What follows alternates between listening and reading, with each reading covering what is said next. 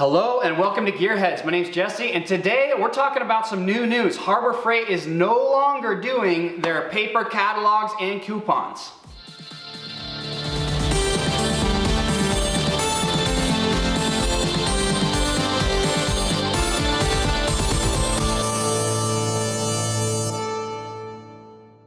So I've been meaning to talk about Harbor Freight for a little while. There's been a lot of changes that they've been making the last few years, and there's been a lot of stuff going on over there, and I haven't really talked much about it at all. And if nothing else, I thought this would just be a good excuse to get out here and talk about it, see what you guys think about it. So I hope you all are very active down in the comments, sharing your perspectives and sharing what you think about it, because this is obviously going to be opinionated and everybody's going to have their own opinion on it. And this whole piece is just an opinion piece, so take it for what it's worth, and it's worth exactly what you paid, which is nothing. So with that said, here we go.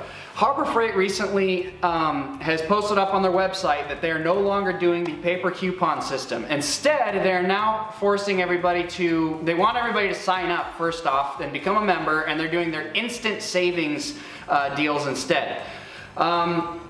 In theory, you know, on their side, that's a good way for them to sit there and tell you, you know, oh, you're still getting savings on this and savings on that, but it's not at all the same as how it used to be, where you could take that 20% off coupon and put it towards anything. I mean, for example, this toolbox behind me, this whole setup, this is a 72-inch US General bottom box. This is one of the 44-inch top boxes. I got the 44-inch or 44, 46-inch, whatever it is. I got this one instead of the 56 because I wanted to have enough room right here for my desk where I've got my laptop, where I can pull up service data and stuff. I've got both of my scanners over here, and I've got enough room for a mouse, and I can kind of do, you know, I can write notes and stuff right here. This setup, and I've got the cabinet over here too. This setup's worked fantastic for me. I've been using it as a professional now for about 3 years. Before this, I was just using Craftsman toolboxes. So, if anything, that should tell you guys, this actually, I've been happy with it. It's been a great, you know, great set of boxes and whatever else. But when I went and bought all these, the total price out the door for all this stuff ended up being, I think, about $1,400 because of the coupons that I was able to bring with me and buy them for. So for $1,400, I got this 72-inch toolbox, this 44, 46-inch, whatever, top box, and a side cabinet.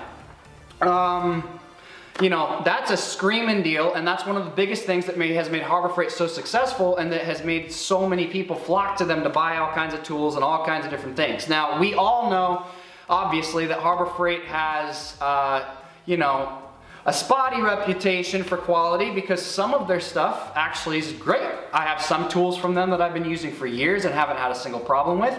And there's other, you know, things where you don't even get it out of the box and it's already messed up or it doesn't work. And then we all know the super cheap stuff that you get, like, you know, when they used to have those, like the free items you could grab along with other stuff. Like, I don't know if any of you ever got the super glue. More than one time I've gotten the super glue because I was like, I'll just throw it on there. It was either 99 cents or it was free with something else or whatever it was. And it came in like a 3-pack, and one of them didn't even have any glue in it at all, which I thought was hilarious. I wasn't really bummed about it because I didn't really invest anything into it, and it's just super glue, whatever. But in any case, that's kind of how it goes with Harbor Freight though. Some of their stuff's great, some of it's not so great. And they've been making a lot of changes over the years to a lot of their tools, adding new tool lines. And so that was kind of another thing that I wanted to get into and talk about. Initially, when I first started shopping at Harbor Freight, like, I don't know, probably around 10 years ago or so, it was pretty apparent that most of the tools there were very cheap, very chintzy, and not very good quality, and they have slowly started adding more tool lines. They started, obviously they've had Pittsburgh forever. They started doing the Pittsburgh Professional Series, and personally I actually have had great experiences with most of the Pittsburgh Pro tools, and I've had good experiences with some of the Pittsburgh stuff too, depending on what it is. A lot of the wrenches are really crappy and would just snap, you know, as soon as they faced anything that was actually tight. So, you know, and then you bust your knuckle because of that, and then you swear off Harbor Freight tools forever. A lot of people have been in that scenario and refused to go to Harbor Freight because they've had bad experiences with the tools. A lot of their pullers and stuff that they had in the older days, like power steering pump pullers and stuff, I can't tell you how many times I've had those snap off. And now you're really screwed because now the tool's broken off in the, you know, in the part you're trying to get apart. that's a whole nother crappy situation that you can find yourself in that might make you angry enough not to go to Harbor Freight again anymore either. But then on the other side of the scenario, you got things like my, toolboxes here that I've been really happy with for the last few years. I also, I have a certain set of wrenches where they're smoother chrome wrenches. I've had those forever. I know they're not the strongest wrench ever. And I definitely don't use the open end when it's, when required. If possible, I'll get a better quality wrench to use the open end if I have to use it for something. But for the closed box end, I use them pretty often actually. They're really skinny and they fit in the tight spots. So that's why I've kept them all these years, because they are thinner than some of the, stronger ones that are out there. In any case, my point is I've had those. I also have a set or two sets of the Pittsburgh impact sockets. I've had those things for literally 7 or 8 years now, and I haven't broken a single one. None of them are hollowed or rounded out yet. Like, I use them literally with a 1/2-inch gun every day, and I don't have any issues with those sockets not fitting on a fastener still to this day. So, say what you like, but considering the fact I only spent about probably less than $20 on the metric 1/2-inch set deep, and probably less than $20 also on the SAE set, I definitely got my money's worth. And if I had to either warranty one out, I probably wouldn't even do that. If I lost one or cracked one, I'd probably just go buy a whole new set at this point, and maybe I'd upgrade to a Pittsburgh Pro one or something like that. But then that gets me to the next thing with Icon. So, they came out with the Icon line and started releasing the toolboxes, some of their newer tools under that new name. And to me at first, a lot of the tools that I was seeing come out, a lot of them really looked a lot like the Pittsburgh Pro tools. Apparently though, they're made in Taiwan, or were they Taiwan? I think they were made in Taiwan instead of in China. So there's definitely a difference there if that's true. I don't remember for sure. I don't spend too much time digging into that kind of stuff. I kind of spend more of my time just, seeing what works and trying it and getting work done. But in any case, at least in my impression early on of a lot of the Icon stuff was that it seemed to be like a slightly better version of the Pittsburgh Pro stuff. But the prices were like not a little bit more. The prices are a lot more. For example, I've been to Harbor Freight many times. I've wandered in. I've taken a look at their nice new big Icon box. If you want a box with a hutch, it's probably one of the cheaper options out there without having to go with, Snap-on or Matco or whatever else. So, if you really want a hutch, I could understand somebody maybe wanting to go for that one. But otherwise, at least to me, it's just strange. It seems like the people that go to Harbor Freight go there because they're trying to save money, and they might be willing to sacrifice for some fit and finish or other stuff. That's honest true for me. Of course, this toolbox is not as nice as a Snap-on or a Matco or a Maximizer toolbox. Those are a lot prettier. They've got a bit deeper drawers. They have a better latch system than this does but these work, and this whole thing works. And overall, for the price that I paid for it, I'm super impressed and super happy with it. But it seems like Harbor Freight is really trying hard to get into that more expensive market because it's more profitable. I understand that, every business is in business to make money. So am I. But once I don't know, how do you say this? It's like everything sold or every service has a certain value attached to it and perceived value by the customer. But I feel like Harbor Freight's trying a little too hard, and they're stretching themselves trying to get up into this upper market, and I feel like most people that don't go there because they're not interested in, cheap, crappy tools. I get that they want to change their reputation, but along with doing so, they're also starting to kind of leave behind a lot of the people that made them, successful in the first place. The people that go there to find, cheap tools because either that's all they can afford, or they're doing, small projects once in a while. They're not working as a professional. And, but to be honest, the average homeowner or DIY person, they probably don't need to go buy an Icon toolbox, which I get that's not their market specifically, but even a lot of the Icon tools, the Icon wrenches and stuff, they're a lot more expensive than the Pittsburgh or Pittsburgh Pro line stuff. And at least from what I've seen and had experience with so far, they don't really seem to be that much better.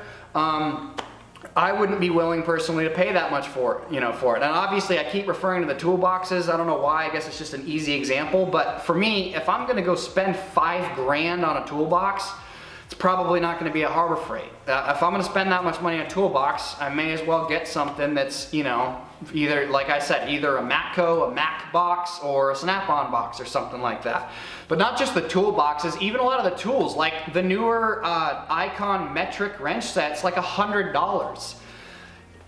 I mean, I hope they're being made better than the Pittsburgh and Pittsburgh Pro, tools are. I hope all the Icon stuff is, but still, $100 for a wrench set from Harbor Freight? At that point, once again, that's where it makes me think, okay, if I'm gonna spend that much money on a set of wrenches, I'm probably not gonna go to Harbor Freight. I'm gonna go somewhere else. I mean, I've never been one to hate on Harbor Freight. I've done a few videos in the past talking about tools that I had bad experiences with, and I've talked about lots of tools that I had great experiences with. I think Harbor Freight is a great place to go for certain things. But at least in my head, and it's gonna be really hard for them to change this in a lot of people's heads, go to Harbor Freight for high quality, more expensive tools. I don't know. It's going to be really interesting over the next few years to see how this all plays out, because I understand they're pushing really hard, trying to move up in the world, and I don't wish any ill on them as a business. I don't want to see them fail or anything, but I just kind of think it's strange. They're walking away from what built them, trying to forge into new territory. It's going to be weird to see how it goes.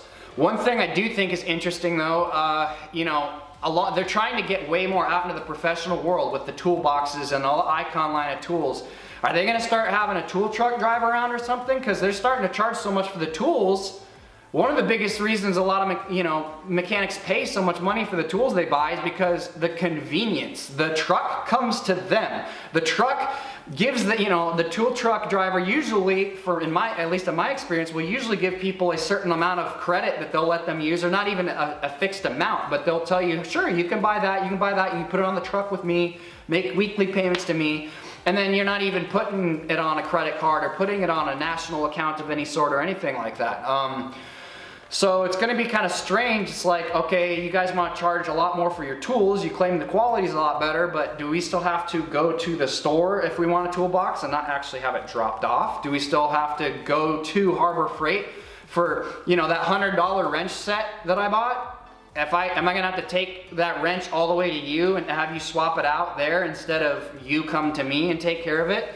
And then also the whole financing thing. They're doing their new in-house financing thing, which I don't think is really in-house. I believe they're just using Synchrony, which all kinds of businesses basically are using Synchrony now. For financing, you get like 0% for whatever amount of time, and then the interest rate goes ballistic. So be careful with those. Just keep an eye if you are actually using your Harbor Freight credit card, or if you've got one, just be careful.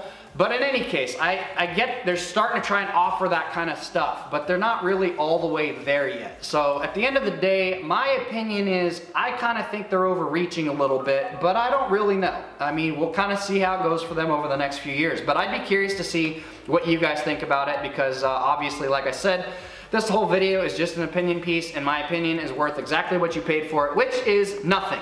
And yeah, I just wanted to talk about it, and I thought it was an interesting subject, and it made me think about it again with hearing about the no more coupons, debacle going on now. So in any case, is Harbor Freight changing forever? Are they staying the same, or what? What's going on? Give me your opinions, guys. Leave them down in the comments, and tell me what you think. Anyways, thank you for watching. As always, keep wrenching.